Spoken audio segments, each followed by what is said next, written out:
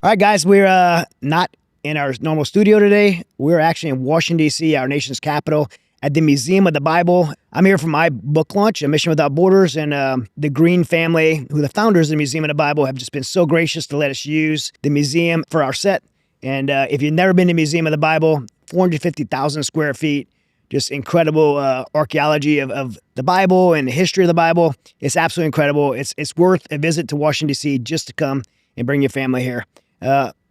Today, we're going to talk about something that's not the norm for the Resilience Show. We talk about UFOs and secret technologies and government black programs and who's hiding all of it. A lot of people might ask, well, like, why we're doing that type of show in the Resilience Show. And I want to do more and more of this kind of stuff because I believe that our audience needs to be informed, because being informed means being ready, and being ready means being resilient, and the show's about being resilient. You have to have good information. So in order to do that, I want to bring in the best experts I can in every field to showcase that.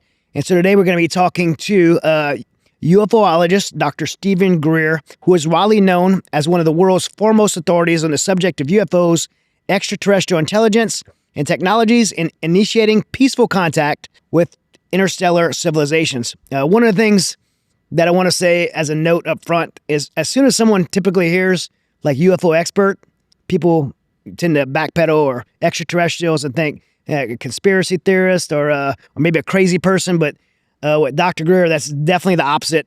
He is a retired medical physician and the founder of the Center for Study of Extraterrestrial Intelligence and the Disclosure Project, which seeks to disclose alleged classified UFO information to the public.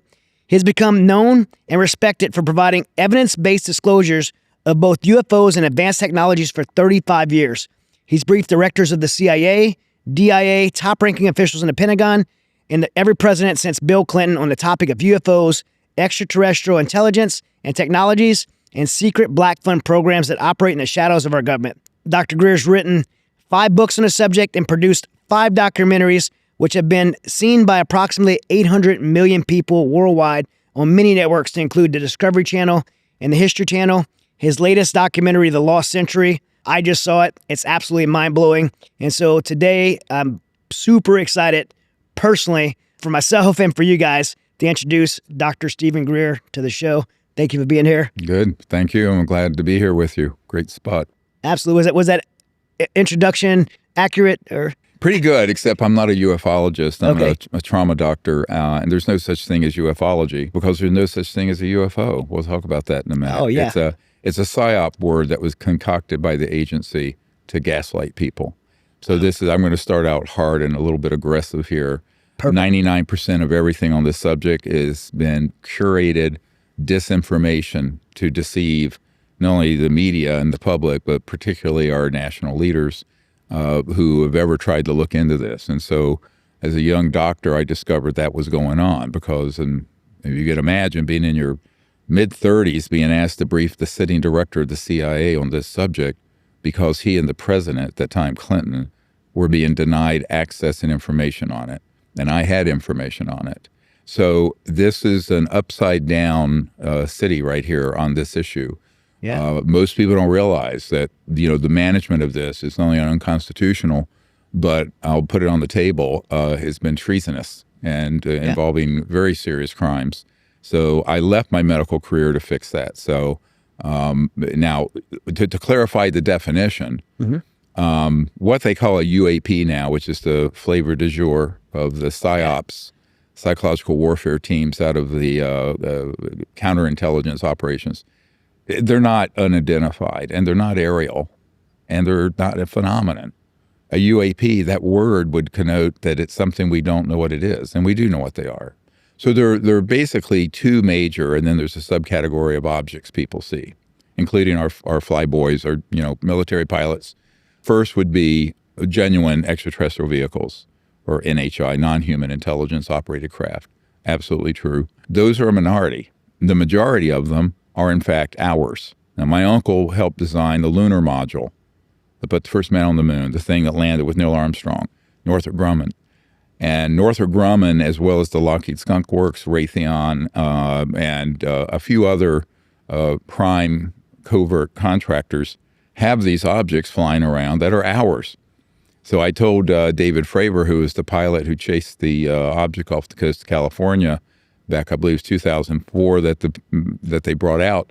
I said, he was convinced that was alien. I said, yeah, well, it may have been based on studying extraterrestrial tech, but it's ours. It came out of the Lockheed Skunk Works. And I have documents in our archive. We've just released what's called the Disclosure Project Intelligence Archive. You can put a link in here, and it's terabytes of data. Everything I've put together in 34 years, we've just released to the public. Oh, so it is released now? Everything. Okay. Well, there are certain things redacted. We'll get into why and what that is. What the problem is that everyone's is stuck in the 1960s on this subject, including Capitol Hill over here, where I go up and meet with members of Congress. They're still trying to get their mind around just basic, what is this? When that's been asked and answered for a long time by the evidence we have. So the other category of things that are called alien are not extraterrestrial, but they're extra-dimensional. They come out of other dimensions that are denser, finer. It depends on how you look at it. And that gets into some complicated physics. Well, what's happened is all those things, extraterrestrial vehicles and civilizations, man-made craft, which is the predominant phenomenon seen, by the way, and this extra-dimensional aspect, which is weird stuff like a ghost or something, right? They all get thrown into the same wastebasket. And it's done deliberately to obfuscate and provide confusion instead of clarity. So I feel like what my job has been is to try to bring some clarity to a very complicated subject. But, we're not, I founded the Global Disclosure Project in 93. It was called Project Starlight. It was a code word name that Spook, Intel guy, made up for us prior to briefing the director of the CIA. And it's now become the Global Disclosure Project. But the problem with it is that the subject is actually very, very complex. Yeah. And to unpack it, which I hope we can do in the next couple hours, it takes a little bit of patience. But what I've tried to do is put the information out that provides the evidence to back up the assessments, right? So an intelligence assessment, as you know, is more difficult than just gathering data. So my primary job has been, all the way back to when I was a young doctor, briefing the CIA director, is not only to put the evidence together, but try to create some sound out of that noise, all that information. What does it mean? Why are they here? How is this being managed? What's the architecture of this extreme deep state, deep national security state? And what is the agenda of that? I mean, these are the big issues. The data and the evidence is now on the internet for anyone on your show to see. It's for free. Right. You have to register just because we got attacked by 10,000 bots the day we launched this a couple months ago. But bot farms that were, I'm sure, sent by Intel services around the world, because what's in there is mind-blowing. It's actually if you were to hold hearings here in Washington for a whole year from 9 to 5 in the House Oversight Committee, where I've been doing meetings, you wouldn't get 1% of what's now sitting out there for the public to see. Yeah. And it includes 760 witnesses and military government whistleblowers summarized in there, and 115 of them, you can see their whole testimony, right? You can see all of it. We have 122 documented crash retrieval cases where we have downed the ET craft and gotten them with people named who are on the retrieval team. This is UFO crashes. Yes. Yeah. But I'm talking about the extraterrestrial ones. There are man-made UFO crashes. But these are 122 extraterrestrial ones. Yes. Those are. It's all there for anyone to look at it. Disclosure Project Intelligence Archive. Yeah. The Disclosure Project, 100 plus years of advanced technology has been seized by the government, isolated and hidden and suppressed. And by the way, this can be used for the advancement of human technology and progress. So what your project does is it archives the things you talked about, which is from U.S., Canada, Russia, Australia, the U.K., 145 top secret facilities. Right. Well, it's now up to 152 or 3. We've just located several others, black sites, we call them. Most of them are DUMBs, deep underground military bases and SCIFs that are out in remote areas, but some are in urban areas. We have one in Orange County in Irvine, right? We know the intersection, the office building, you go down, and that's where one of them are. So all this is being turned over to the Senate Intelligence and Armed Services and House Oversight. Now, whether they'll actually get anything organized, do anything about it, I don't know. But later we'll talk about some initiatives that will sort of, I think, supersede what Congress is doing. Well, one of the things you said, and by the way, like I want to make sure the listeners are listening, the Disclosure Project, not just the 162, I think you just said, or 152 top secret facilities, but you already mentioned numbers, but I'll say it again, 760 or so witnesses from within the government, from contractors, from military, 122, you said, UFO crashes.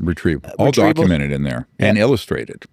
And you so see them. You mentioned the government not knowing about this. So really talking about two separate governments, the official government that operates within Congress, that has presidential oversight, and then another shadow government that's happening outside of, illegally, unauthorized, outside of any oversight. And that's where the secrecy. So when people say the government's hiding UFOs from us, that's not necessarily true. Well, actually, the government, excuse my language, couldn't find their ass in a well-lighted room. With Very true, especially this government right now. No, it doesn't matter any of them because let me tell you a story. Go ahead. It illustrates it because I like things to come alive instead of abstractions. Yeah. There used to be a famous astronaut named Gordon Cooper. And Gordon Cooper was a Mercury, a hero astronaut early on. Mercury went up. And when he was out at Edwards back in the 50s, I think it was 56, there was a vehicle, a UFO, broad daylight, landed out there on a dry lake bed. We have his whole testimony, all the information. And he's one of our Disclosure Project witnesses, although God bless him, he's passed away now. Years ago, I was given a lecture to an organization here in Washington with him. Okay. And it was a legal group. They pick a lot of the help pick a lot of the Supreme Court justices. But he pulled me aside and he said, the Secretary of Defense at that time was Cohen under Clinton. And so Cohen had contacted him and asked for everything he had, everything. And he did. And so what Cohen wanted to do, the Secretary of Defense, was find the footage because Gordon Cooper, his team went out and filmed this object that landed broad daylight and was looked at it, saw it, put it on a general's plane, flew it back to Washington. Now, that was in 1956 or 7. The Secretary of Defense of the United States, with all that actionable information, details, got back to Gordon Cooper and said, that has vanished. I don't have access to it. And Gordon Cooper was astonished. I said, I'm not. I said, I have not met a single honest flag officer or general, admiral, who is on the right side of the law and is not a criminal, who has access to this. The only people who have access to it are, by definition, people who are running amok of the Constitution of the United States and the laws of the United States. And so I said, this is how the system works. Have there been some CIA directors who've known about this? Absolutely. But they're the ones who are curated and brought up through the system, and then they lie to everyone else about it. Have there been some senators? Yes. And I know who they've been. Are there some members of the House? Yes. And those are people who are in great peril right now because of something I'll share with you later. So who's keeping the secrets? How are they keeping the secrets? And why would they keep it secret? Yeah. The why is an interesting one. And that was the hardest thing for me to unpack in the 1990s prior to my meetings with people. Well, what I discovered is that this is a science and technology story more than an alien, whatever, fantastical story. Right. And that is, imagine technologies where you can, on this table, some little space this big, you could have a device that would run your house or your car or your business, pulling energy out of what's called the 0 point or quantum vacuum. Now, these technologies have been around for decades.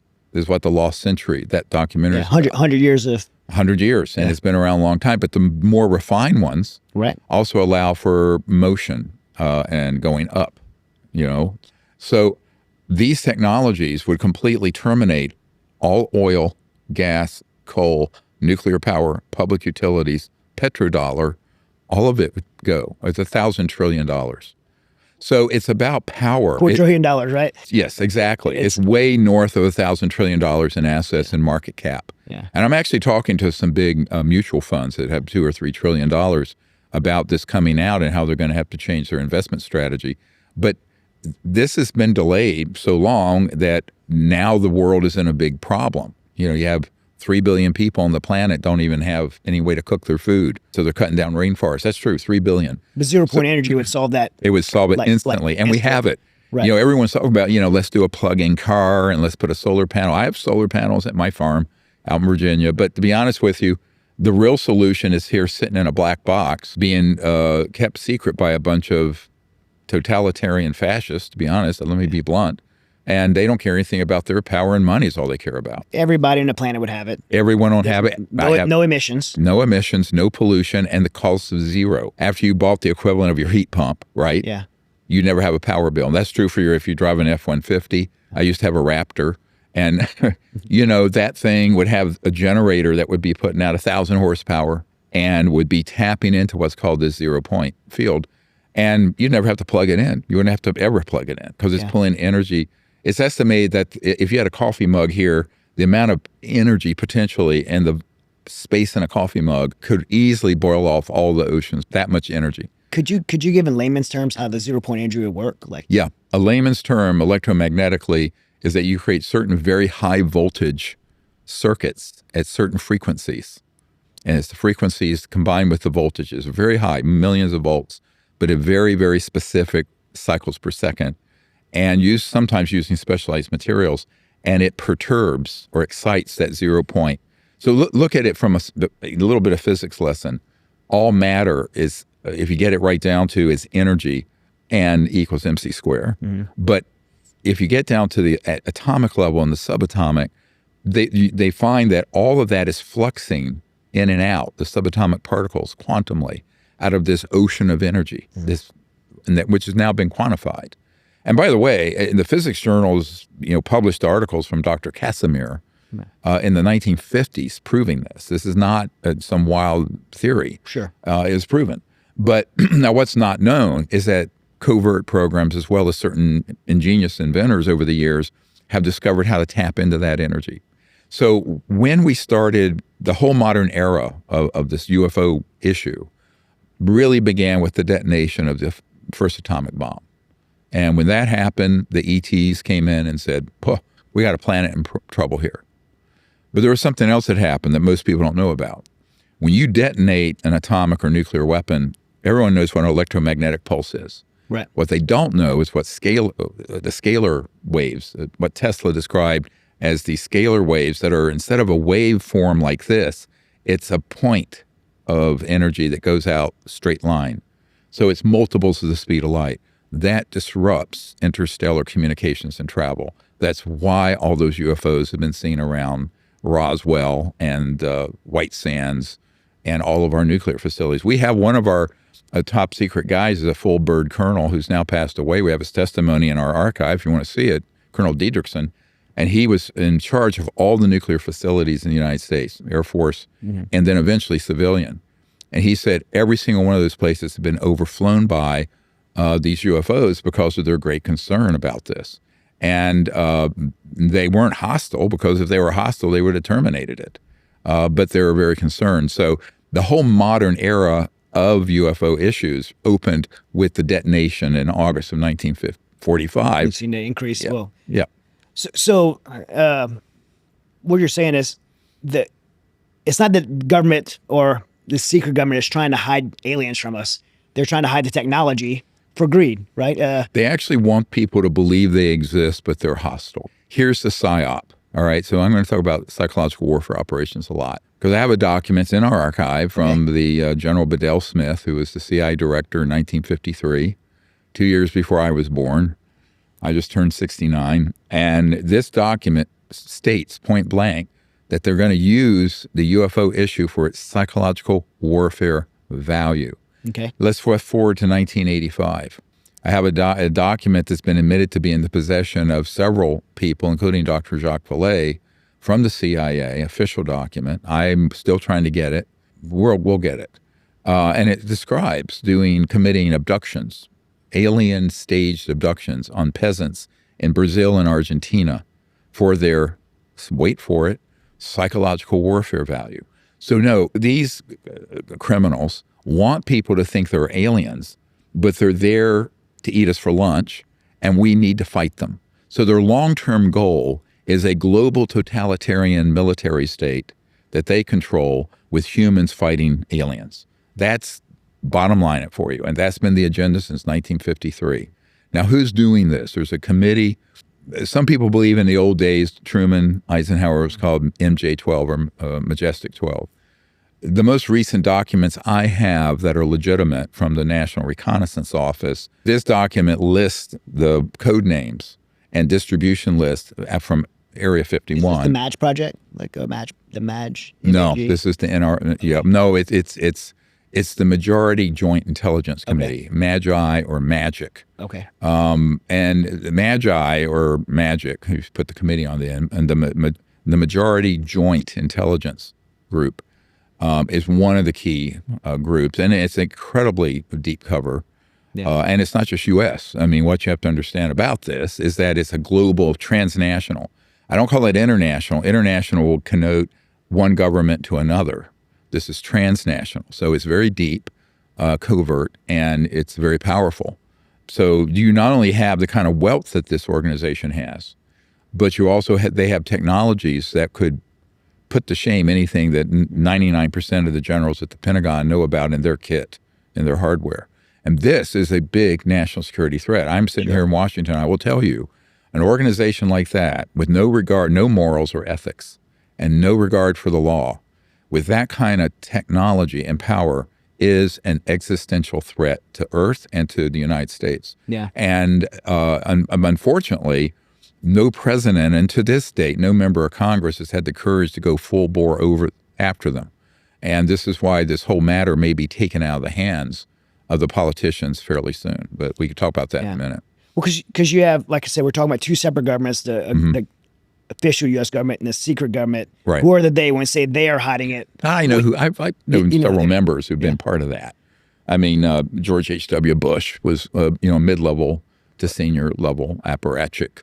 The former Senator John Warner, his son is on our team. He was one. Right. Paul Mellon, who was Senator Warner's first wife's father of the Mellon fortune, helped start the CIA with Allen Dulles. He was on that group. Dick Cheney, very much so. Yeah. A lot of them tied to the oil and the petrol. All have connections to oil, petrol. And look, when people talk about our vital national security interests in the Middle East, let me translate that for John Q. Public out here. Oil. What's over there? Date palms and camels and what? Oil. Well, come on. And Israel has 200-300 nuclear weapons. They can defend themselves and have. So what exactly is our vital national security interest? Is that black line of super tankers coming out of that part of the world that runs the global energy economy, period. And we don't need it. If you introduce technology that'll eliminate that, a lot of people have everything to lose. We have it, and we can prove it's there. Now, bringing it out, the people I know who tried to bring it out with not looking before they leap have all been assassinated. Yeah. I mean, flat out killed, and I'm not kidding. Yeah. Well, you've had 3 team members killed, right? Or 3 people that four now. 4 now. 4. And I've had 3 assassination attempts. Yeah. How are you still alive? I mean, with all this that you're exposing and doing, like. That's a good question. Yeah. I mean.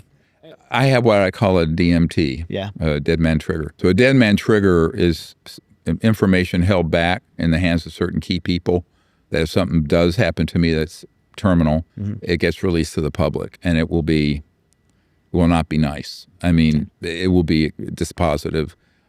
Some of this is material that's very personal on the individuals, and we have it. I have people who have been with the agency who have wiretaps and tape recordings of certain people that I'm holding. So we have it. I'll just put it this way. I'm probably more trouble dead than alive. Yeah. Which I did that deliberately in the early 90s when I realized I had a guy from the agency who taped me for a walk on the beach in Florida. I was down there, and he said, if you're going to do this, you're a dead man walking unless you do these following things. And have never been in any of this. My dad was Navy, World War II, hand-to-hand combat in the Pacific on an amphibious landing unit. But I wasn't involved in any military or intel. I didn't know the first thing about unacknowledged special access projects. You know, we did a documentary called Unacknowledged. Yes. That one had 800 million views. The others have had more. So we've had about 1.5 billion people see this information globally. Yeah. Wow. Just to update that. But 1.5 billion people see this. Yeah. And we need to, because ultimately, my philosophy is we're supposed to be in a democracy. Last I checked. Yeah, we are. Yeah. Oh well, we're not. Well, we're supposed to. Yeah. It's I call it the Truman Show, like that movie with Jim Carrey. Yeah. It's sort of a faux democracy where I always tell people, how free are we if the media is completely corrupt and controlled by these interests? And they are. And that's Project Mockingbird, right? Yeah. And I have a document, not conspiracy theory. I always tell people I hate that word because it's used to slander anyone someone disagrees with or that they want to debunk. But the truth is, there are conspiracies. You ever heard of the mafia? Hello? Yeah. I mean, there are criminal organizations. The biggest criminal organization on planet Earth is keeping this secret, period.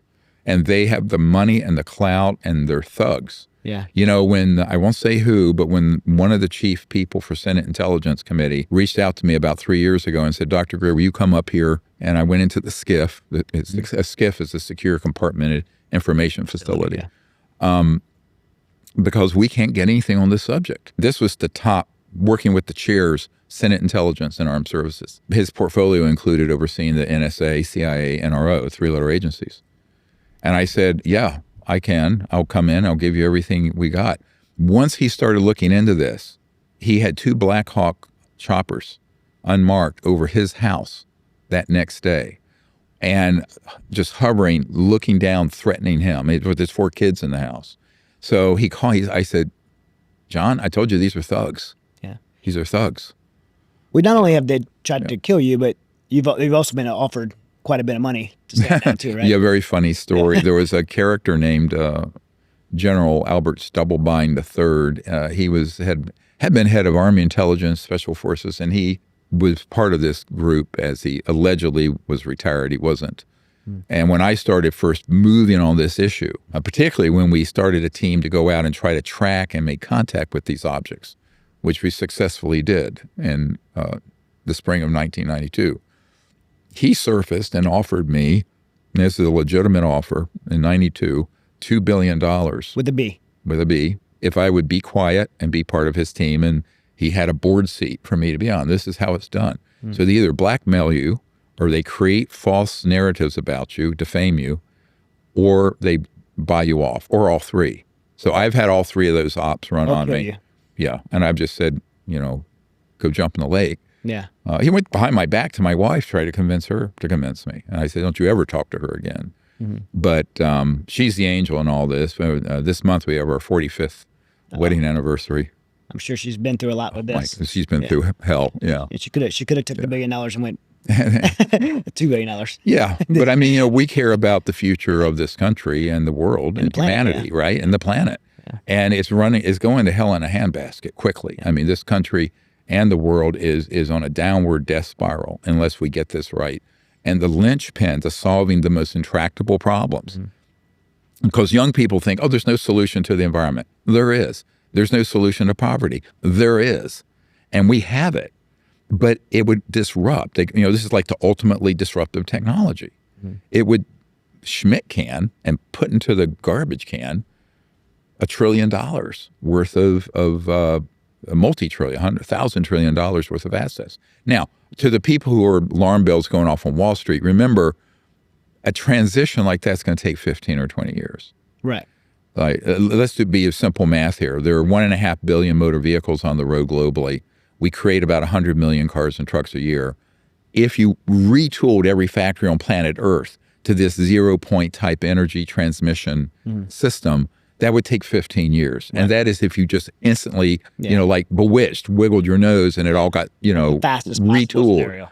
Not going to happen. Yeah. So even if it came out today and you extrapolate 20 years from now into 2044, we scarcely have time for that. Yeah. We just don't.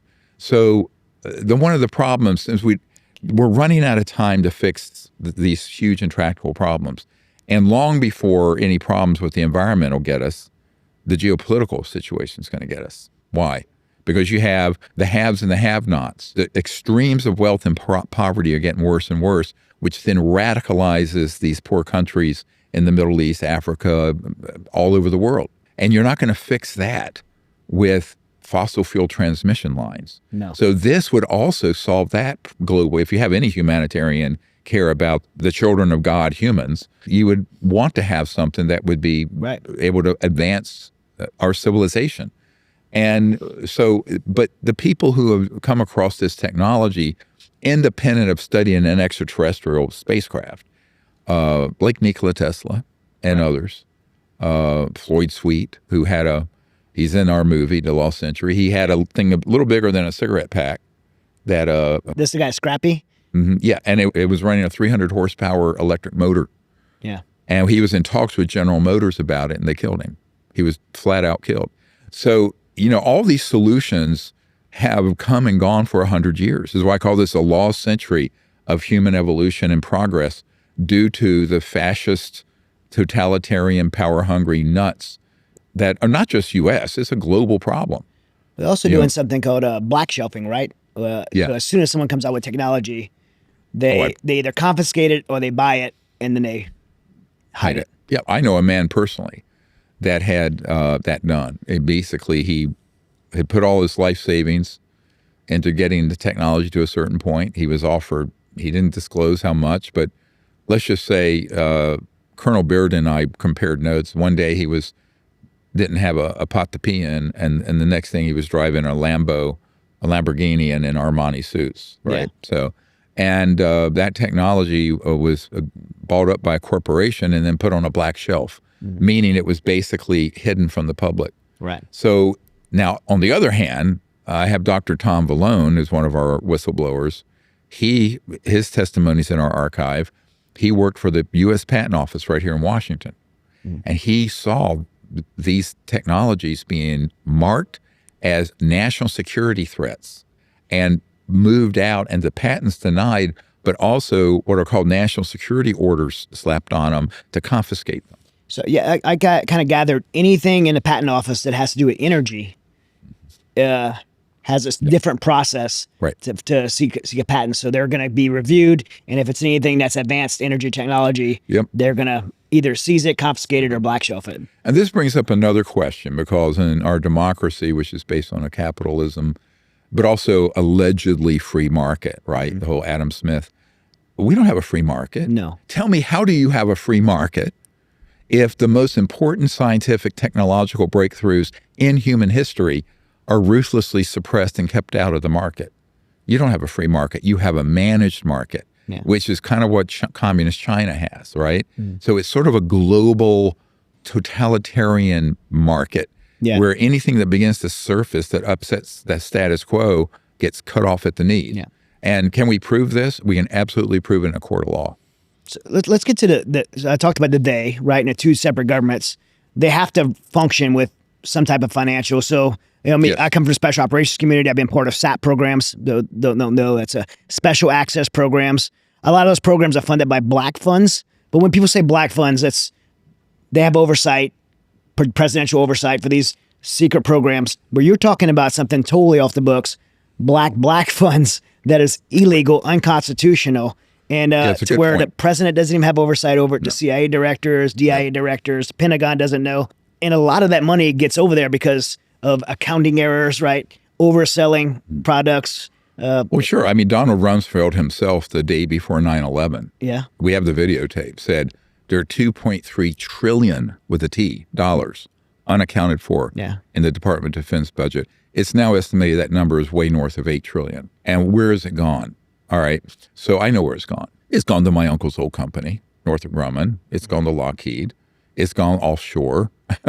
It's gone to fund wet works and assassinations and criminal organizations. It's gone to bolster up the global drug trade. In fact, we know that these man-made UFOs are used in shipping not only humans, but drugs. So, and that's a nasty bit of work right there. So I was talking to someone associated with law enforcement, federal, recently about this. I said, give me the federal penal law book, and almost everything in there, this organization is violating. So why don't you go after them? Right. What the heck are you here for? Well, the programs and funding itself is unconstitutional, correct? Yes, it is. And here's why. The black budget, like the Gang of Eight in Congress, the top Senate and House intel and armed services people, there's select people who will know the specifics of that black budget. Okay. And the president's people. Now, you're talking about the official black budget. The official black budget. Yeah. You know, and those are things not published. Public doesn't know. Most congressmen don't know. They just nod and say, okay. Right. But then there's this other, I call it deep black or illegal black budget. And that is what we're talking about. Right. And it's a much bigger number than the official black budget. The legal black budget is much smaller than this other one. So these are people inside of our government, military folks, government folks, contractors that are operating this fund. And I've heard you say it's been going for 70 years. At least. Yeah. So if it's been going on that long, it's multi-generational, what's the buy-in to get somebody like young captain in the Army to say, okay, I want to be part of this too? Actually, it happens usually more subtly than what happened to me. They tried to buy me in with $2 billion and then threats. And, you know, I was almost killed back then on an incident that happened. But most people, they'll see if they have a familial lineage or if their psychological profile fits a very specific criteria. And that is that they are very intelligent, but they are fundamentally sociopaths. And that they're sociopathic enough that they will be happy to break the law. And if they can get, and then they'll give them a little task and then a little more. Sure. And then a little more. Unless you're a legacy person like George H.W. Bush, right? Mm-hmm. Or someone who came up another way through corporate. So in the government sphere, it's done that way. In the corporate world, it's a little bit different, but a similar process. Because I'm right now communicating with the former chairman of a Fortune 50 company who wants to defect and come forward. Now, as soon as he reached out to me, he was threatened to have he and his children and grandchildren killed. Right. His whole family wiped out. So we're putting him under federal protection. But he's holding the Holy Grail. He's got the documents. And he said, for decades, the whole world could have had, quote unquote, free energy. And it's a crying shame. But, you know, this guy's pushing 80. He's going to meet his maker. And he deeply regrets this, right? And so there are men and women like that. And one thing I want to say to anyone listening, we need you guys to come forward. And it used to be we did this naked, had no protection. Everything I've done for 34 years until June 20th, we had no protection. Now there is a special access project that's just been authorized beginning June 20th of 2024 that will provide the protection, surveillance, and protection for any whistleblowers or high-value witnesses who want to come forward. I was going to bring this up. It's very important that you were part of getting this legislation or whatever passed, and so people do have protection. So if anybody listening has seen something, participated in something, you need to contact us like yesterday. There's some things moving very quickly right now. The least of it is what's going on in Congress, actually. Yeah. What's really important, now I'll pivot to this right now. A year and a half ago, a man contacted me who's a very senior special forces person. And he had been given the mandate to put together a team to bring these illegal programs under control. And he's working with someone who's been asked to look into this. And similar to the Senate Intelligence Committee, they didn't have any information on it because they're in the legal side of the military and U.S. federal law enforcement, just like the congressmen and senators are not read in. They're not. Read in means briefed. And so I'm sitting on all this evidence. It's the mother lode. It's absolutely the mother lode of intel. It's the largest intelligence collection in the world on this subject, period. Much more than what the Senate Intelligence Committee has access to, or the White House. So I said, look, I'll put this together for you. We spent $500,000 in 2 years digitizing all this stuff. And now it's there for the public to see. Go see it. You question what I'm saying? Spend the time to go there. It'll take you 2 years to get through the archive. But it's all out there. So what this man said was, you know, we're not being allowed to know anything, and we're tired of being the have-nots. Right. So they're very senior military, intel, law enforcement. We know something's going on here. There's smoke, there's fire, but we have no access, even with their clearances, top secret, compartmentalized, blah, blah. TSSCI, top secret special compartmented information. And so I said, well, look, I'll give you everything I have, but we're still in the process of organizing it and digitizing it. But now that team is rolling, and they're now have a part of it that can provide this, I can't say what agency, can protect these whistleblowers. And so the reason that's a game changer, people need to hear specific examples to make this real. Mm-hmm.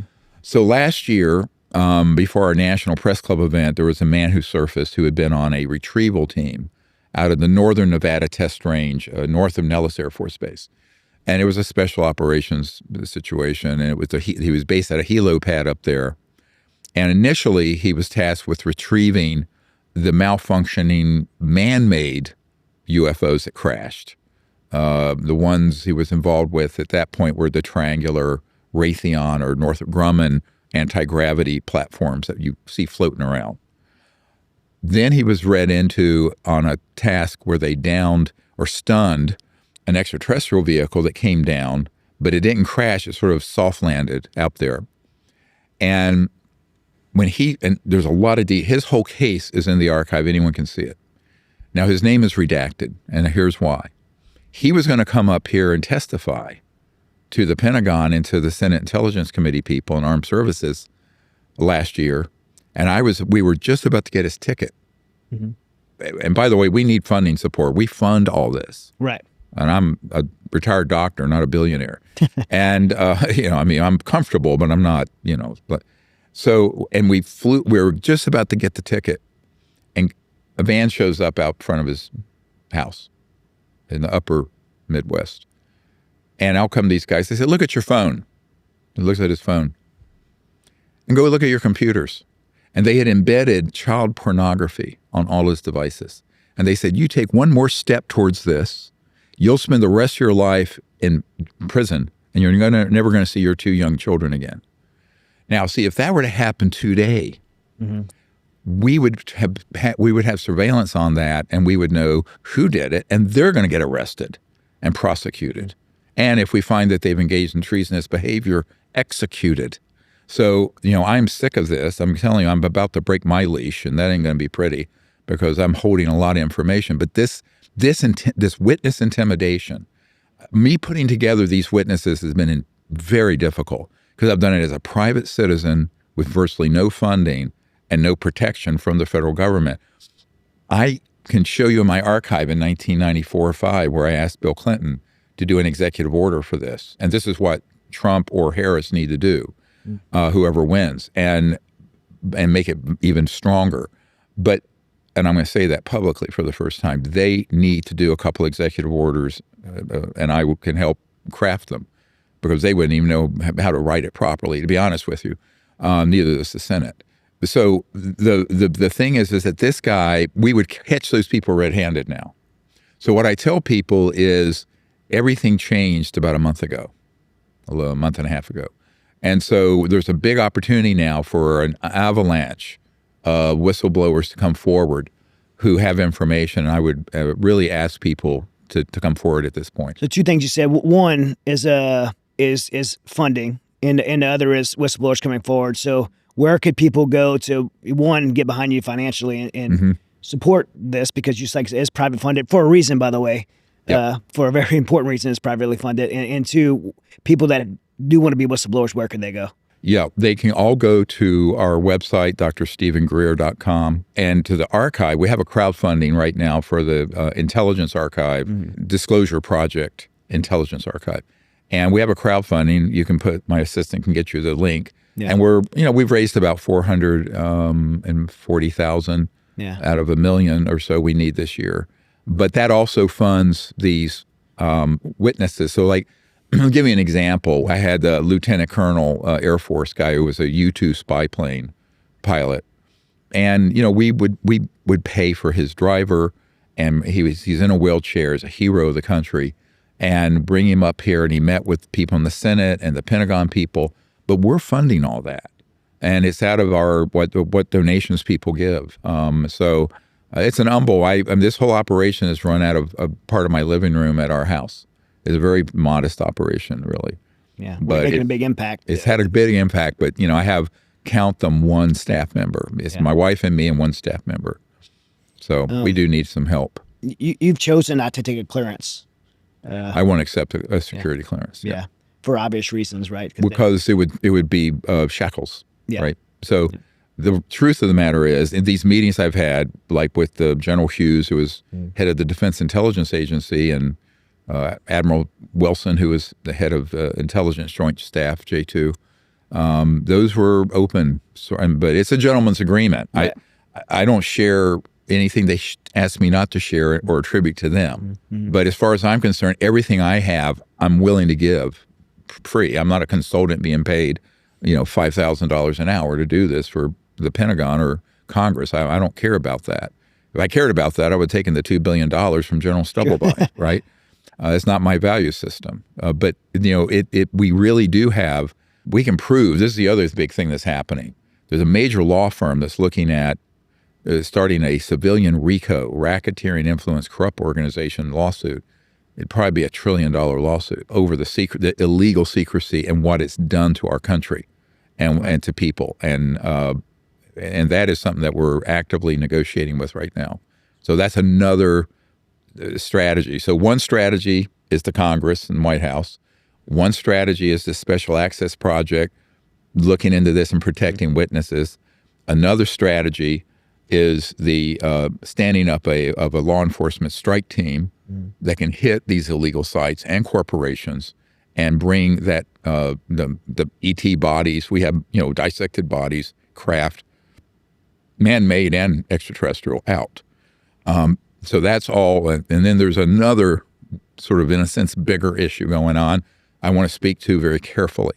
There's a group of people out of a couple of black sites in the United States that I've been meeting with for a little over a year, who are in those illegal projects at a very operational high level. Operational high level as in managing the sites, transporting the downed ET craft and dead bodies, et cetera, and so on, who have all the evidence and are wanting to come forward. But they don't want to risk their lives and families' lives without it being done effectively and also safely. Right. So I have created a handshake between that group and the law enforcement branch of it that I'm helping sort of mentor and strategize and provide all the intelligence for. Because the reason this is important, and this is why we want more people to do this, the next big appeal I have to everyone watching who may be currently in that system, if a bona fide constitutionally appointed law enforcement group comes to your facility, put your weapon down. You don't want to be caught up on a treason charge. Now, I will tell you, most of the guys who are in their 20s to even 50s working in these places, they don't know they're part of a illegal. They think they're doing their duty, right? Well, it's just, yes, sir. You know how it works. Yeah. I mean, they're not read in because even if you're at Area 51, let's say, so-called, and you're at S4, which is operational where the ET materials are, right? That's where that is. And we know where it is. Poot, Mesa, Groom Lake, S4. And I have all these on a map. You want to see the map? Go to my archive. They're marked and described. So I know a man, I was just communicating with him yesterday, who was in there. And he was read into a very narrow sliver, right? It's compartmentalized. Highly compartmentalized. Yeah. Everyone in the military knows about compartmentalization. But this is hyper compartmentalized and monitored for no one goes out of their lane, right? Now, what I've done is debrief over 1,000 people like that over 30 years, where I know everything all 1,000 of them know to reach the assessment that we have. Right. And that's something that is just about to be finished, and that are these comprehensive assessments that will stand on top of this archive for each section. Right. Because each one of them has one slither of information. You'd speak to Correct. 1,000 of them. Now you have a bigger. It's like making a mosaic. If you're making, and there's a 1,000 pieces in this mosaic or puzzle, and someone's got to put all those pieces together. Yeah. That's the painstaking work I've tried to do over the last 30 years. So out of these 150 plus facilities, we hear like Area 51, but what actually happens to these facilities? Well, they're, again, highly compartmented. You have conventional operations, right, which are normal, as my people inside the deep covert programs call it, Team Blue, the regular military. And then these other projects are completely sequestered and access is differently controlled. And they're in even different areas of a base. So let's take Edwards Air Force Base. Edwards has a facility and a couple facilities attached to it that I've known about since the 90s related to the aerospace industry where they test our man-made UFOs. And Edwards has conventional operations. So you may be based out of Edwards and know about the conventional operations. These others you would have no knowledge of. Moreover, access is very restricted, and it's based on you being cleared, but also most of the relevant places are underground. So I always tell people anything really important on this subject is either in space or it's underground. It is not sitting in a building above ground. So these facilities you see, this is where you see a lot of craft flying. So you see like the Tic Tac and that was ours. Tic Tac was our. We have a witnesses and an artist drawing of one from 1967 from Pennsylvania. That Tic Tac. These things go like 200,000 miles an hour and then take a right turn. Correct. Like how's it? You want to know how the physics? Elegant. Let me do it in lay terms. Okay. Imagine creating an electromagnetic field. Okay. Around an object, so it basically becomes essentially massless, not just weightless, massless. Because weight has to do with the gravity, but mass, you can be out in space, right, Sure. where there's no gravity and there's still the mass of an object.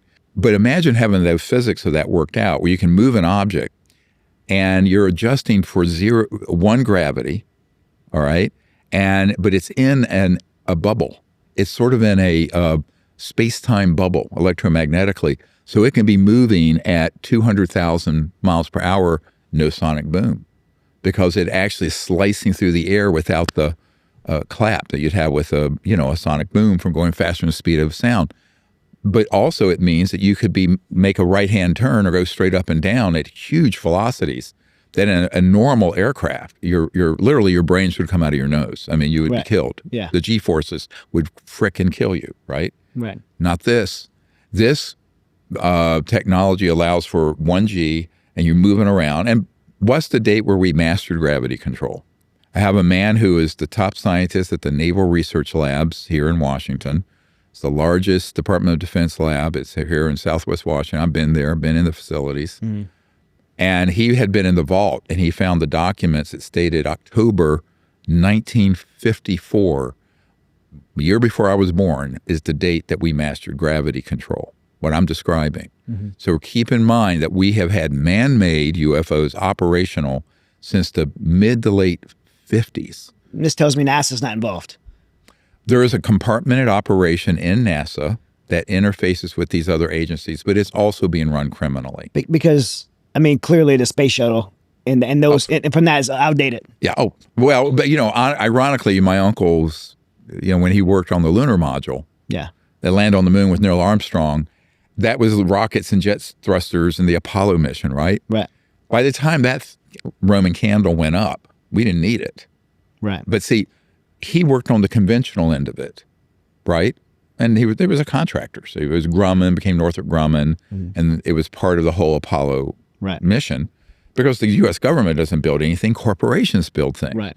But these corporations have highly compartmented operations that are working on these technologies, and we can prove that. Right. And we have whistleblowers from in those systems, and now we can tell the law enforcement and military where these black sites are. Yeah.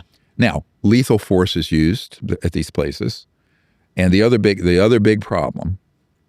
Think about this: your kit. You were involved in operations, and imagine everything you were ever told about that you had technologically.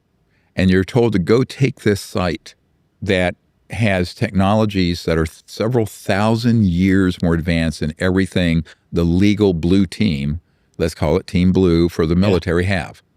How do you do that? This is a big problem.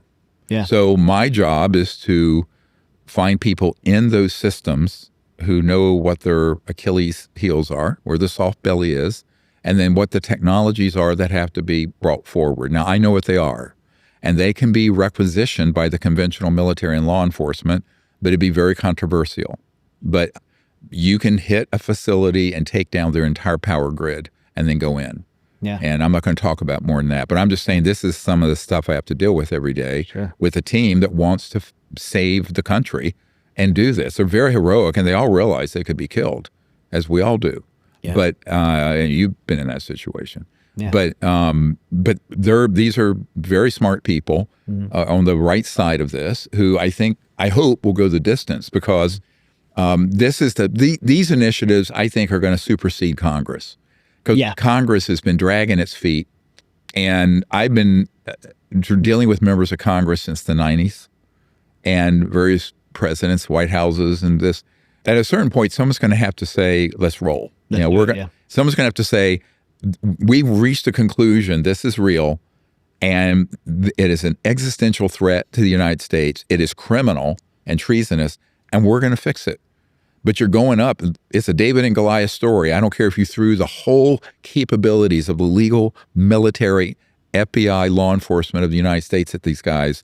They're sitting on technologies. You go in with a helo, right, a chopper, and they have what's called an ARV, an alien reproduction vehicle, that can go 200,000 miles per hour and go from point to point, almost like a teleport, right?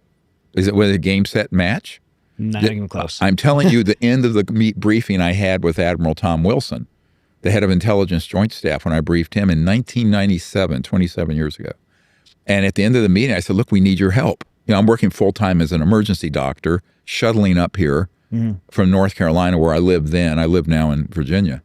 And he says, from what I've learned, A, he was threatened for inquiring about it. B, he was told he would be demoted and taken a star off his lapel if he pursued it any further.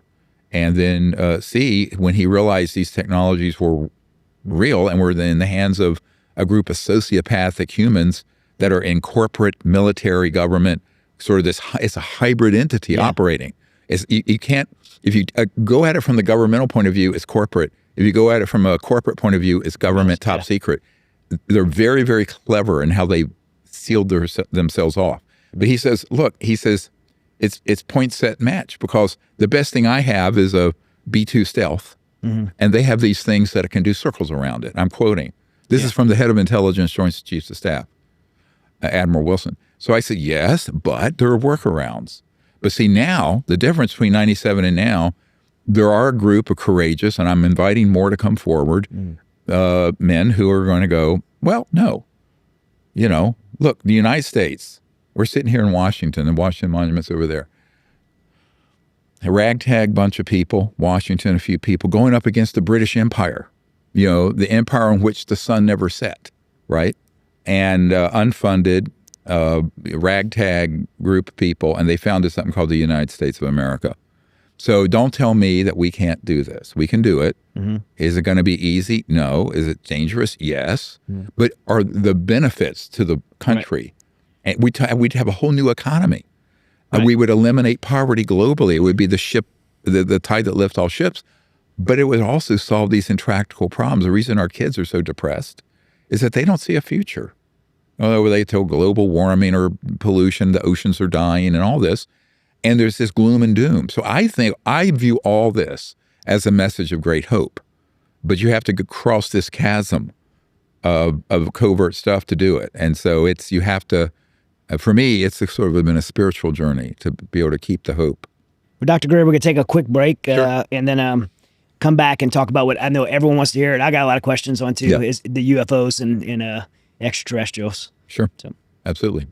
Hey guys, 10 years ago, I had found myself in a position to where investing in Mighty Oaks and all the different things I'm involved in, I had found myself not prepared for retirement. And I went to my friend Ryan Wheelis at Allied Wealth. He had been a longtime supporter of Mighty Oaks Foundation. From the beginning, he's one of our first donors to Mighty Oaks, has been a friend for a long time, and I really trusted him. And he has helped me build my retirement and invest in my future through his company, Allied Wealth. He's one of the smartest guys I know when it comes to wealth management, and has taken money that I had stuck away in 401ks that was not really producing and made it produced tenfold. And I'm so happy with the results for me that I asked him to partner with this show, and he is a partner of this show now. And we want to not only let you guys know about Allied Wealth, but we're going to be doing some special episodes on wealth management management with Ryan, helping co-host them. I say co-host. I'm going to be asking him questions and we're going to be providing you information on how to best manage your wealth. So if you're like me and you need someone to help you with your retirement, with your investments, with just your overall wealth management, go to allywealth.com and meet Ryan and his team to get you set up. All right, Dr. Greer. So I want to talk about UFOs, extraterrestrials, but before I do, I had one more question on, if I'm correct, you've released actual top secret information to public before. Mm-hmm. And how do you get away with that? That's a great question. Yeah. In 1997, mm-hmm. and I don't know if you know this, it's done in the military. It's called a unless otherwise directed letter, mm-hmm. UNOD, and it's a technique where basically you say, here's our assessment, mm-hmm. and here's what we're going to do unless otherwise directed. So having been through the whole system by 1997, this would have been in the fall, and I discovered the president and the CIA director and members of Congress and all these muckety-mucks, including, the head of intelligence for Joint Chiefs of Staff, had been denied information and actually threatened. We reached the conclusion 27 years ago, actually before then, by 93, but by 97 we could prove, if it went to court, that the projects were being run illegally and therefore were unconstitutional and criminal projects. Not really even classified. And once we did that, here's what I said. We're stripping them of all their security clearances as of now. So there are no National Security Act provisions that will protect a criminal enterprise, right? If it's not overseen properly according to the rule of law and the Constitution, and they're on the other side of the law, they can't then claim and use the law to threaten people. So I said, we're going to release all military witnesses from their non-disclosure agreements and their national security oaths. We're going to release all government documents we get, even if they have not been declassified and do not have a declassification stamp, including top secret ones, and release them to the public. And unless otherwise directed within 60 days, we will begin that process. That was the beginning of the Public Disclosure Project in 1998, 60 days later. And that's the history. And I can prove it. It's in the archive. Go there and look up unless otherwise directed letter. And it went to every agency, return receipt requested. To this day, no one has ever contacted me in writing or on the phone and said, Dr. Greer, that's not a correct assessment. Because they can't. And if they were to try to enforce the law, now on most national security issues, yes, you need to obey the law. But when they're abusing the National Security Act to run a criminal enterprise. Mm-hmm. Let's put it very simply. And so at that point, you call them out and say, this is nonsense. So this is where I turn to my law enforcement and FBI and other federal enforcement agencies and go, what are you waiting for? I mean, this is something much more dangerous than the mafia ever was before you infiltrated and took them down. You need to stand up an operation to do it on this group. And, too bad. Booz Allen Hamilton, you guys who have the compartmented operations dealing with that around here and operations that you manage for NSA and elsewhere, this is all on the radar now of U.S. federal law enforcement. And but the birth of this was 27 years ago where I came to that conclusion. And so one person one time threatened me who was I said, come put on the handcuffs. My first call back then, I said, will be to Ted Koppel, who I knew for ABC Nightline. I said, because you're absolutely breaking the law. And I can prove it. If this goes to a court case, it'll blow the lid off this. It would make my day, because this will go to court. You're going to prosecute me over this. I will bring in the proof. And guess who's going to be subpoenaed to appear as my evidence on my side? Former presidents, current presidents, directors of the CIA, generals and admirals I briefed, all 762 of my whistleblowers. You want that to be the case of the millennium. Let's do it. Yeah. That's what I said to this guy. He said, oh, you're crazy like a fox. I said, yeah, because we've boxed you in. So but now what the problem is with Congress, this stuff is like at the postdoc level, I'm telling you on this show. Right. But the people who are staffers on Capitol Hill and in the White House, they're in first grade still. And they don't have a concentrated investigatory, and it's not necessarily their fault. I mean, I was just talking to Congressman Burchett about this a couple months ago. They wanted to get a select committee with subpoena power to do this, and it was denied. And we know who did it. There were two people in the House, the two Mikes, Mike Rogers and Mike Turner of Armed Services and House Intelligence, that killed that bill.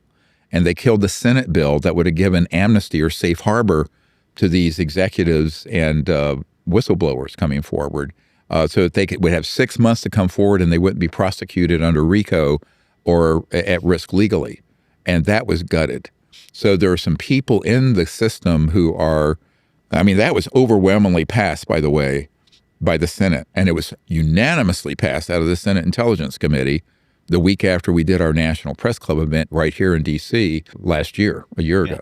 So one of my concerns is that if this is the game that's going to be played, where there are some embedded devils inside the political establishment stopping these things, then I think it's time to roll with law enforcement. Okay, here's the big question. If I was president of the United States tomorrow, the first thing I'd want to know, where are the aliens? I want to see them, and I would be denied that right. And we know that. Tell me as president, I wouldn't get access to that. So I'm asking you. Here's what will happen. I know what happens. I know what happened to Mr. Trump and also to Mr. Reagan. Because they asked, right? They all ask. Yeah. Anybody with a thinking brain asks about this. Where are the aliens? I mean, everyone does. Yeah. They're either told nothing, or they're provided very carefully curated disinformation. Well, what do I mean by that? I mentioned a little while ago that we have proof and evidence that these all this conspiracy about the aliens abducting people and mutilations, that's being done by human black projects using reverse engineered ET technologies. But what they'll do, I mean, let's say you're a real estate developer, like Mr. Trump or whoever, governor of Lower Schlabolia, and you come into the White House. You have no knowledge of this. There's no independent group. We're trying to be that group that will be a check and balance on this corruption. But you're going to ask through the system. The system's either going to come back, none of this exists, it's not true. Okay, it's all a myth. Or if they think they can manipulate you, which is what they did to Mr. Trump and also to Mr. Reagan, they'll bring in terrifying portfolios of information about the alien threat. Now, let's not forget that Werner von Braun, who invented the rocket for Adolf Hitler, warned on his deathbed in 1974, and we have this from his right-hand assistant at the time, Carol Rosin, that they were going to stage a threat from outer space to try to seize global power over sort of a totalitarian global control that's not based on freedom or peace, but based on endless war.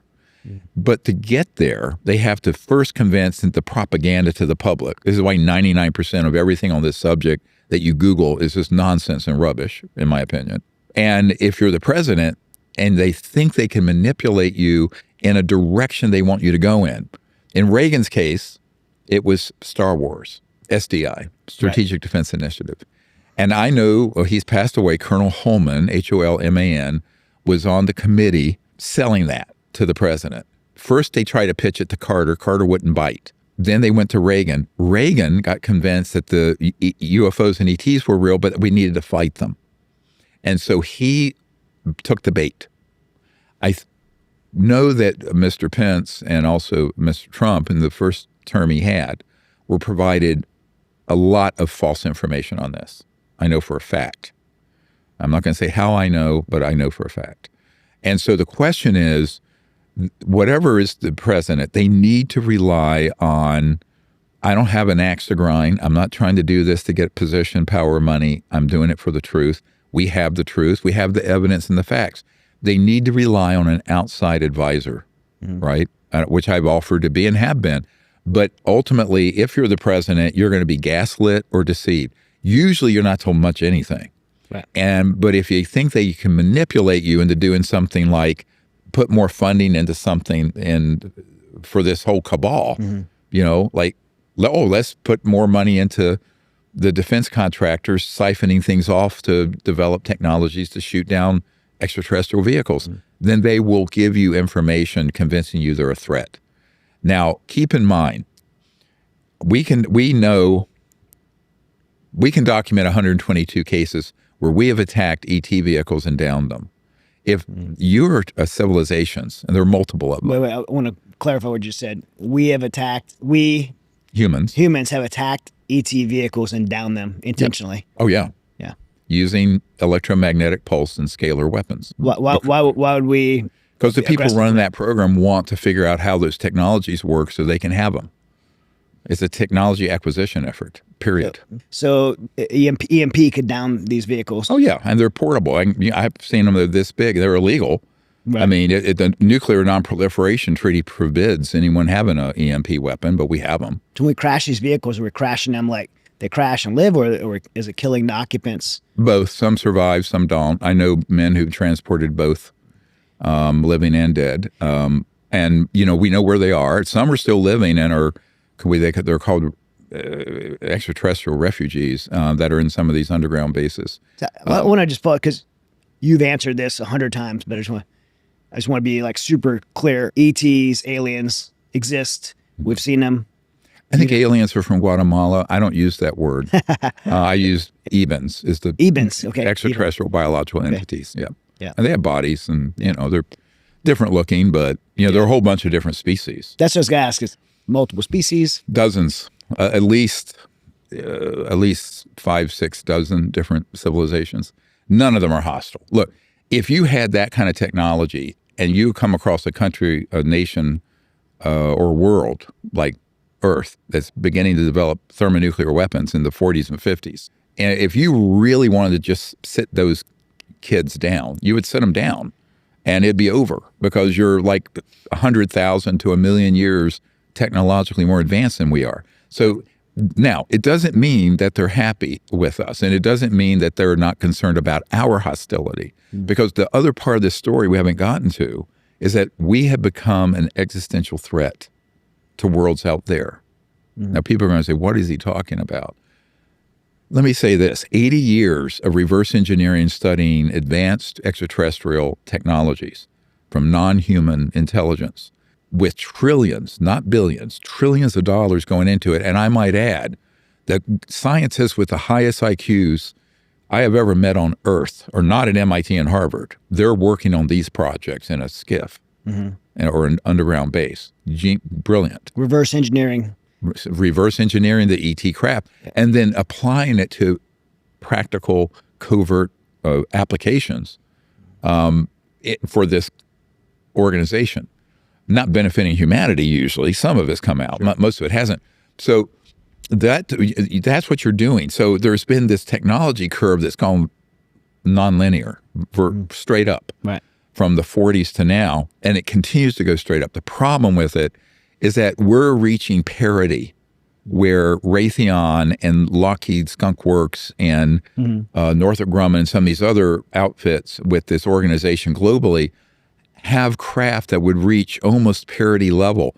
But it also means that because we have these quantum potential weapons that are scalar, in other words, they're going beyond the speed of light, we're a threat to other worlds. So at what point, and this is scary right here, a little bit scary, at what point do they push back, or do they say enough? Now, I've been told that we're within 2 to 10 years of that. And that is the largest threat ever, because right now they've been very patient, like parents with a child, right? With some teenage boy running around doing crazy stuff like I did growing up in the South, poor, and I was hell on wheels when I was young. And I'm no picnic now. Go ask my wife. But the truth is that, they've been incredibly restrained. Let me just put it that way. The restraint the ETs have shown is phenomenal. And they're not hostile. But at the same time, they're not going to let this planet's super elite, criminal elite, become a threat out there. And that's where we're pushing. Have we communicated with them? And I don't just mean communicating like... We have. I mean like verbally or through intelligent communication. Yes, we have. And also there's a man on my team who monitored those kind of communications out of the S4 area of Area 51, Nellis. That intercepted some of the same issues. And we have a man who was at the communications center that's underground at Eglin Air Force Base a few years ago who received similar information. So this is, no president knows what I just said, and nor does anyone in the Congress. And they don't realize the neglect this issue has had, because remember, the CIA had a guy who was a psychological warfare gentleman who broke out of the CIA and started a paper known as the National Enquirer. Why? Because that's where it was tabloid trash. This is why you say UFO people giggle. You know, this was done deliberately because the issue is so grave and so serious. Let's mock it. I have a CIA document that has been officially declassified that names Disney Studios for doing cartoons and engaging Disney, like OSS did in World War II. But the CIA did to make cartoons and movies about ETs in a way that would be diminishing or ridiculing or mocking it. It's a misinformation campaign. Yeah, so it's a PSYOP, psychological warfare operation for propaganda purposes. And it's been very effective. We touched on Project Mockingbird, but can you tell the audience about Project Mockingbird? And well, Mockingbird and one's related to it. That's an old term. I have a document from 1991 or 2 in the Papa Bush administration, where it's CIA, and we officially obtained it, where it talks about the CIA having people in all the world's media to change, stop, alter stories that we want to, and that it's very effective, and that they have basically knocks, a non-official cover. So you have someone who is ostensibly the national security editor at CNN, but they're actually backdoor payroll off the agency, CIA. Right. So that's a fact. And I know who some of those are. And some of them, it would shock you. You'd never guess in a million years. But it's a dirty business. But yes, they can control that. And if you control the big mainstream media, they're not killing your show. But, I was on a show named Joe Rogan. There's a guy named Joe Rogan. Mm-hmm. For him to get that $100 million from Spotify, he had to take my show out of the lineup, out of the archive. Yeah. So when you talk about big money, and everyone has a price, let me just put it that way. We were talking about a gentleman before, I won't name, who's a friend of yours, that has gotten waved off because of what we're doing. It's the tip of the spear of fixing this problem. And there were serious threats conveyed to our mutual friend. Yeah. Who I will remain nameless. But I think this is a real problem. And so the big question always is for this group, what is that guy's price? What threat or what inducements do we have to do to stand that person down? Right? And that works whether you're a politician or a media person. So the media is totally corrupted and controlled. I'll give you want a really good example. And I can talk about this because the guy's passed away. In 1990s, I was at a group in New York City with a bunch of highfalutin, very wealthy socialites, and UN Secretary General, his wife was there, and Rockefellers were there. And a man named Bob Schwartz, who had been on the board of Time Life. Okay. Big media guy, was very good friends with a guy named Mike Wallace, who used to be on 60 Minutes, CBS 60 Minutes, who was their star investigative reporter. Mike Wallace came across some documents and information on this issue and was going to do an expose and blow it wide open. And at that time, Westinghouse, which is a defense contractor also, owned CBS. And from way up top, he was ordered, "You're not going to do this story." And he said, "Well, yeah, I am." They said, "No, you're not." And of course, no one had ever told him he couldn't do an investigation on something corrupt or whatever. He couldn't do this story, and he went into a deep depression about it, almost suicidal. And I know I know many media people who have gotten close to that, thinking, "Oh, this is the biggest story ever." And they run into this buzzsaw and are cut off at the knees. Mm-hmm. So this is the other problem. We're supposed to be in a democracy and freedom. What this Bob Schwartz said, this Time Life board member said, "The Fourth Estate is dead. We do not have a free press." Right to my face. This is a liberal Democrat in New York, by the way. And he said, there is no free press. We're scribes taking dictation from the right hand of the king. That's what he said. We're just taking dictation from the right hand of the king. And we were talking about his whole media, the media elites of the United States. Now, that was in 1994 4 or 5, something like that. 30 years ago. Wow. Yeah. We're running short on time, and I want to get to 2 more things. For those who don't know, the military-industrial complexes, this is where companies, where people and companies profit from the manufacturing of government weapons and technology. And what we'll read is 70 years ago, in 1961, President Eisenhower warned about the dangers of a military-industrial complex. And look at where we are today, and his fears couldn't have been more valid. This black money we're talking about, the off-the-books black money, is going to the military-industrial complex to manufacture secret aircraft and that are identified often as UAPs or UFOs, and misidentified as that. But that's why they like that vague term. And that's why they created it, right? Yeah, they created it so it'd be obfuscating. But these companies are, I'm gonna name some, and you can tell me if I'm wrong: Lockheed Martin, Raytheon, Northrop Grumman, Skunk Works, GE, Boeing. Am I missing any? Or did I? Oh, there are a whole bunch more. Yeah. I mean, you have EG&G, which is a big. One of the G's is Greer, but it's no relation to me. EG&G. You have, over historically, you had Bell Labs involved in this. The things that have come out to the public from that reverse engineering have to do with things like, and Colonel Corso said this, and he managed some of those programs as an Army colonel. Before he died, he wrote a book called The Day After Roswell, I believe. I knew him and his son. But he said you have things like fiber optics and integrated circuits that were potentiated by studying extraterrestrial materials. Right. So there are things in our society we're using today. As a doctor, fiber optics, you use all these. Yeah. But the really core of the technologies dealing with energy and propulsion, those have been kept secret. Because that would make a run at the wealth center and the global control of the banking and oil and petrodollar system, which is the $1,000 trillion gorilla we're talking about here. Yeah. So who's going to take that on, right? You're going to take on J.P. Morgan Chase and Goldman Sachs and BlackRock and all the investment funds and almost all of Wall Street and all these big industrial behemoths and the commodities trading that's in the trillions of dollars a year on the Chicago Board of Trade dealing with these commodities. Because you don't need the commodities anymore. You're not going to be trading them. You know what we use oil for?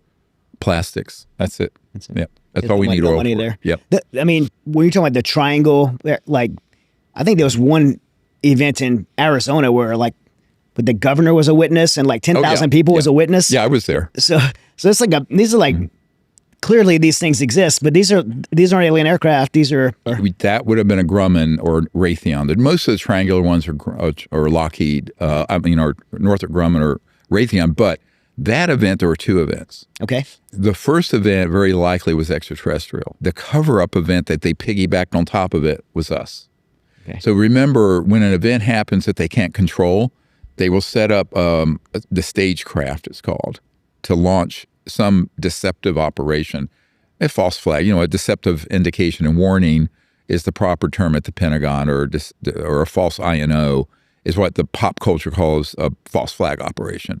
So they have done many, many false flag operations over the years, sometimes just to see what public response would be, like all the triangles seen in the Hudson Valley back in the 80s. Other times to cover up something else they're doing and make people think it's aliens when it's them, right?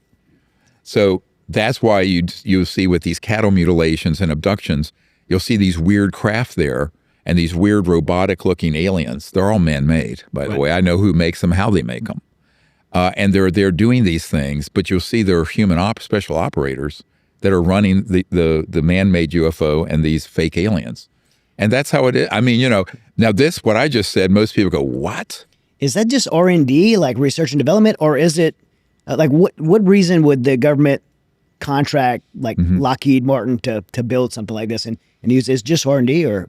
Well, no. If you're going to have a war, if you're going to control the public through war instead of peace, you have to have an enemy. In order to have an enemy, you have to create the psychological propaganda so that people will believe there's an enemy. Right. And to give you an idea, back in the 90s when my youngest daughter was in 1st grade, one of her teachers wanted me to come in and give a talk about this. I have 4 daughters, and this is the youngest one. The very first question from a 6-year-old in North Carolina, outside of Asheville, North Carolina, was, when I started taking questions from these little kids was, well, Dr. Greer, aren't you afraid they're going to abduct you? Right? I'm going, yeah, that's not being done by the ETs. That's being done by covert. But that has so infiltrated pop culture, movies, Hollywood. Look at the movie Independence Day. It's right out of central scripting from CIA, psychological warfare operations. Because there's a budget Yep. in the CIA, Pentagon, to insert certain messages in movies, right? Oh, absolutely. Yeah. Yeah, there is. And a lot of it's benign and just patriotic, right? That's okay. I don't mind that. Of course, yeah. But this is more diabolical. Yeah. And it's done more craftily than a direct thing. It's done by influencing, and all of a sudden a cutout, we call it, has the money to greenlight this script, or a script that would be based on any big filmmakers out there, this would be the biggest movie of all time, a true story on this. Yeah. And there are some big A-list actors who'd like to play me in it. So, give me a call. But I'll tell you, no studio will greenlight that. I had 20th Century Fox had Arnold Kupelson in the 90s. And when we were doing the briefings for Congress in 97, he sent one of his aides. And he said, this is the biggest story ever. I've got $60 million, which in 97 was a lot of money. Sure. For a movie. It's not a lot now, but and I can do any movie I want. And I said, no, you won't. He says, yes, I will. I'm a $1 billion producer. I said, really? I said, okay, we'll try. So he sends his assistant, really smart lady, and goes back and says, God, this is the real X-Files. And he said, we're going to make this movie. And then 2 weeks later, Mr. Culpelson calls me up and says, Doctor, they're not going to let me do this movie. I said, I didn't think they would. Yeah. See? So that's another way this is controlled. What do you see on the big screen? What movies are greenlit? What books? What documentaries? How is the media covering this? The media will open the door to a disinformation agent like Luis Elizondo, who came out of the Pentagon as a counterintelligence guy to gaslight Congress on this. I know that for a fact. The top guy at the CIA, who for 50 years had been dealing with this issue, told me so. And I have an email to prove it. So, the way this works with ufologists is that a great many of them are actually carrying water for this covert group. Sure. And then the rest are sheeple that go along and just believe anything they say. Yeah. I'm getting too old to parse words, frankly, at this point. I'm 69 now, and I'm just at the point where, I don't know how much longer I'll be on this stage. But, people need to know how this system works. And Eisenhower, by the way, the reason he said, beware the military-industrial, he was a 5-star general. He was very pro-military.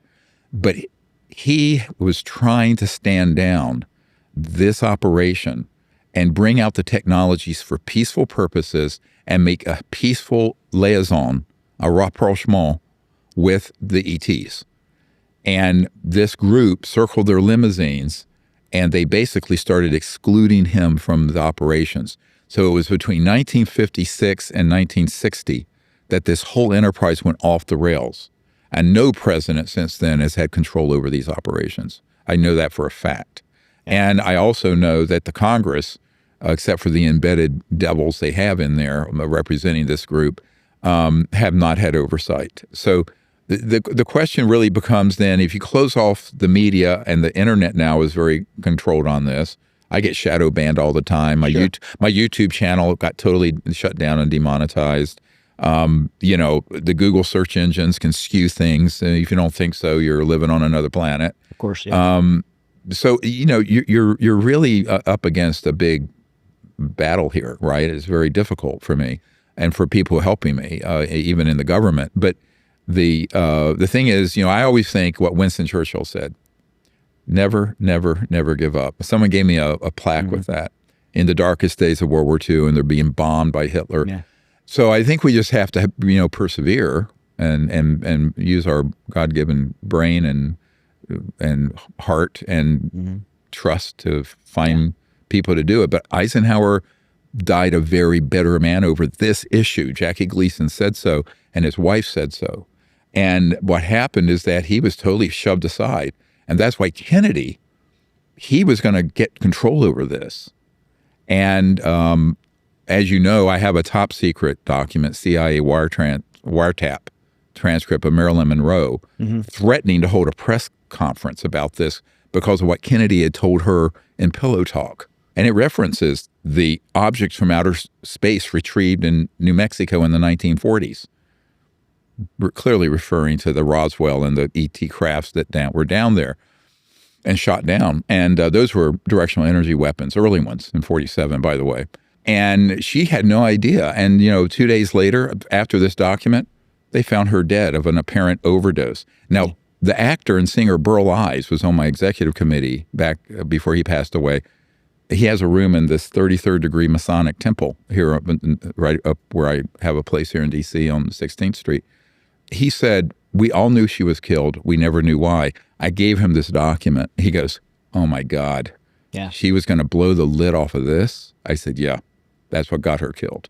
So, and then Kennedy was going to push on this. He was going to actually dissolve the CIA. An executive order was going through. Actually, Bobby Kennedy Jr. has said that he had heard that in his family. I think he was on Larry King years ago. And of course, he got assassinated. And so there's a long history of people who try to push on this. Now, part of it is that the group that is like this, the sort of thugs, U.S. law enforcement, which has the ability, a lot of special forces guys end up working for FBI and Marshal, all kinds of, this. Those guys need to be an executive order from the president, as well as where the Congress does anything. The laws are already on the books against treason, embezzlement, felonious intimidation, abducting people, torturing people, embezzling black funds. I mean, you don't have to have a bill in Congress. No. You just need to enforce the darn law, right? Why don't you enforce the laws that are on the books of the United States? And if you don't, why are we claiming to live in a civilization? We're in the jungle. Yeah. Yeah. So this is a call for, this is a coming to kind of Jesus minute for a lot of people when they become president or a congressman. They go, well, if this is true, what am I going to do about it? Yeah. And I'll tell you, there are three things that matter. I'm going to say this. What is your integrity? In other words, can you be corrupted? And what is your intelligence? Do you have the time and bandwidth to comprehend all this nuance? And the big one, do you have the courage? Yeah. Because, if you're going to push on this issue, you're going to go into the ultimate test of fire. And it's tough. But, those are the three requirements. The problem is amongst the elite and the political and moneyed class, right? You don't find a lot of that, which is why I love these guys who have been special forces and Green Berets and Navy SEALs and other people who work with us, because they get it. They actually have the courage of their convictions. Yeah. They know what's at stake. They've seen their buddies' limbs blown off for reasons much less important than this. Let's just put it that way. Endless wars being concocted in the Middle East for Bush and Cheney and whatever, Sure. So I think, there's the worm starting to turn with people coming forward about that. And that's why, I hope your show is seen by a lot of folks who hear this and understand we have protection for them now. Yeah, and it's a whole new era. I mean, 30 years I've been asking for this, and now we have it. It's great. Yeah, I hope people will speak up. We're out of time, but I have one thing that we can answer real quick, because Sure. It's probably something you don't get asked much. A lot of our audience are people of faith. I'm sure you're aware. I'm a pretty strong Christian. You talk a lot about like dimensions and realms. I'm just super curious. What's your idea of how God fits into all this, in the spiritual realm and those types of things? Oh, it very much does. I mean, the supreme being, let's call it, is Thomas Jefferson. The whole universe is, of course, created by that. Yeah. And I don't like the anthropocentric sort of making it like an angry man in the sky sort of thing. It's something much beyond that, beyond comprehension. And then there are all the different realms. I mean, I'm sure, I died when I was 17, got very sick, had a near-death experience. Mm-hmm. I was raised an atheist, but then realized there is a soul, there is a God, and there is no death. Was one reason why I have the courage to do this, frankly.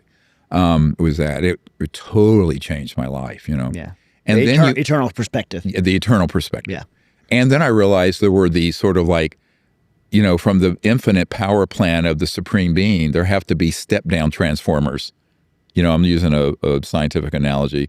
You can't plug your iPhone into a 1 billion-watt power plant. And those are these other realms and dimensions, right? At least the higher ones, whether it's angelic or the afterlife, or the divine manifestations of Godhead, like a being like Christ, you see? And those are the ones that kind of step it down and put it in to a dimension like 3D Earth. That's how I understand it. Yeah. And is that too simple? Maybe, but no, I just really appreciate that because I've heard a lot of people and like the ETs know that too. By the way, these extraterrestrials know that. Well, they were created as well. They were created if they too. exist, they were created, right? Now, what gets confusing, and this is what happened to Pat Robertson and Jerry Falwell. They conflate. That's why I don't like the word aliens. They conflate these people from other planets with demonic things from lower dimensions. Yeah, I've heard people like Tucker Carlson, right? He's been totally gaslit. Tucker has totally been misinformed by this deliberate confusion between other dimensions, extraterrestrial, human, and all the man-made stuff. Right. So this gets to be where I will be blunt here. A little knowledge on this subject is an extremely dangerous thing, and people need to avail themselves of the evidence and research we have, because otherwise you need a Sherpa to guide you up to the top of that mountain, right? Or a guide through the jungle. And that's what I'm offering to do for people who can reach a lot of folks like Mr. Tucker, but also for our leaders. Yeah. Ultimately, it may be a small band of brothers and we just kind of roll together, right? Yeah. I don't know how this is going to play out. I mean, this is a dynamic thing. In the last 2 years, it's taken a lot of twists and turns. But I think if we keep the faith and here's what I think. I think we're in for a very rough ride coming up pretty fast, right? All right, sort of dangerous times. But we'll make it over that, and it'll be a whole new civilization. Yeah. So I view the end of the world as the end of the old world and the beginning of a new one. Yeah. And it'll be like the kingdom of whatever, heaven on earth. And I believe that that is actually already possible, and it has a lot to do with not only the consciousness of this and spirituality, but combined with these wondrous and incredible technologies that would liberate the whole world. Yeah. And we would, in 20 years, imagine a world where no poverty and the world was pristine, like it was created, like perfect. That's what we're talking about. And that's possible. It's not a pipe dream. I see all the elements are here now to do it, which is what keeps me getting up in the morning every day. Well, I'm super thankful for you doing that. We got into conversation and the gifts were supposed to go at the beginning. And so we got some gifts for you. Smith & Wesson firearms, Vortex Optics, Gators Eyewear. We have Ally Wealth Management, it's BioPro, and BioAccelerator. Just amazing sponsors. Great. So we got a pair of Gators glasses for you. I don't know if you're familiar with Gators glasses, but Gators glasses are like ballistic glasses. Most of the guys, they've been around for 35 years. Most of the guys from the military wear these overseas. And so if you're out, out hunting extraterrestrials, you can protect your eyes. Shoot them. Those are great. Oh, very nice. Well, you don't shoot them. Other people. I need to have them in a prescription version. They actually do prescription. They do prescription lenses. Copy of my new book, A Mission Without Borders. Oh, wonderful. Which comes out tomorrow. Great. Congratulations on that. Thank you so much. Oh, I want to read it. Great. This is a Vortex Optics, it's an optics company. They make optics for guns and all kinds of stuff. But I got you a laser rangefinder. Great. Really great. I need you to take me to a range and give me a refresher course. I need a good refresher course. This is a really good rangefinder. And this is a BioPro. I heard your assistant said you're really into fitness. Oh, yeah. And I work out 8 hours a week. Well, yeah, it's BioPro's like non-synthetic like hormone therapy. It's amazing. Great. Kind of Eastern medicine. It's for sleep. It's really helped me in my sleep. My assistant is one of the best Chinese acupuncture people in the world. Really? You have to have a look into BioPro. Thank you. I will. And one more thing. I don't have it here, but if you would like a firearm from Smith & Wesson, we will get you a firearm from Smith & Wesson. I'll work with your assistant. We'll pick out what you want. Smith & Wesson, 170 years, America's like one of the most patriotic firearm companies in the world. They are. We'll get you a firearm from Smith & Wesson. Well, then my security people will have some more kit. Yeah, absolutely. Dr. Greer. Thank you very much. I appreciate it. I appreciate your help getting the message out for us. Yes, sir. Have a good day. You too. Thank you, guys. Next week.